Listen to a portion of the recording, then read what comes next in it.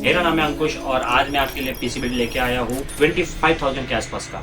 और इसमें अपन ने कंपोनेंट्स यूज किया है i3 का 12100F एंड इसमें अपन ने बोर्ड यूज किया है H610 का बोर्ड रहेगा एंड इसमें 8GB रैम 256GB की NVMe SSD रहेगी विथ इसमें 2GB का ग्राफिक कार्ड भी रहेगा एंड इसमें अपन ने 3 फैंस का कैबिनेट यूज किया गेमिंग वाला एंड इसमें 550 वोल्ट का SMPS भी डाला है। तो ये टोटल पीसी बिल्ड की कॉस्टिंग जाती है 25,300 ऑल इंक्लूसिव GST के साथ। एंड अगर आपको COD अवेलेबल भी चाहिए तो हम ऑल ओवर इंडिया भी करते हैं, तो आपको हम वो पूरा प्रोसीजर भी बता देंगे, तो you can order there easily. Thank you so much.